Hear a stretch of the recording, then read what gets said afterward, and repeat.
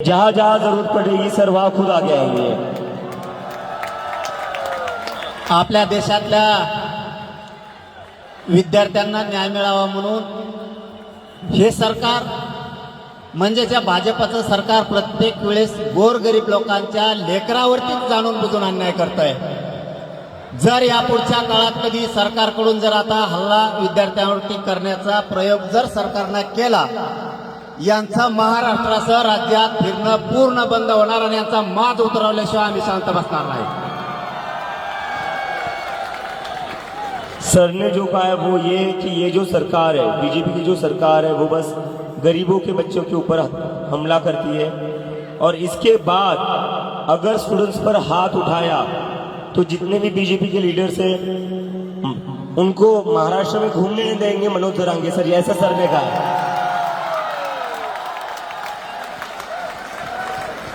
अरे सगळं मेळच पांगायला, मी मराठीत बोलायलो ते हिंदी सांगायले, मला हिंदी येत नाही तेव्हाच प्रॉब्लेम आहे। अरे मग हिंदी जर बोललो ना तुमचं आहे ते ध्यानातून हिंदी जायची तुमच्या बी।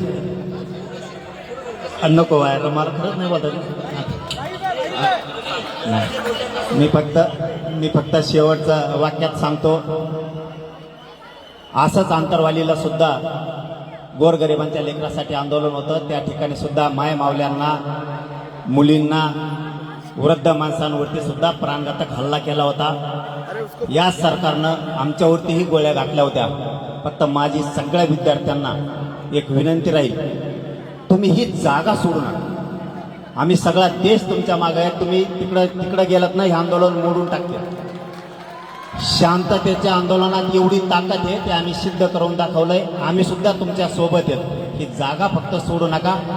सरकारला आपण निवडून दिलेलं आहे, आपण आपल्या मायबापांना यांना मतदान केलंय, आपल्या गावकऱ्यांनी यांना मतदान केलंय, आपल्या जिल्ह्यानं तालुक्यानं यांना मतदान केलंय, परंतु हेच आज आपल्या विद्यार्थ्यांवरती लेकरा बाळावरती उलटले।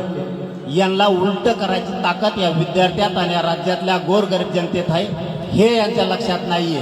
परंतु या पुढच्या काळात जर तुम्हाला कुठं धक्का लागला तर आम्ही सगळे तुमच्या सोबत आहेत, सोनमच्या सोबत आहेत, आपल्या अभिजित भैयांच्या सोबत आहेत, सगळा राज्य आणि देश तुमच्या पाठीशी एवढा शब्द देतो आणि थांबतो। धन्यवाद सगळ्यांना, जय शिव।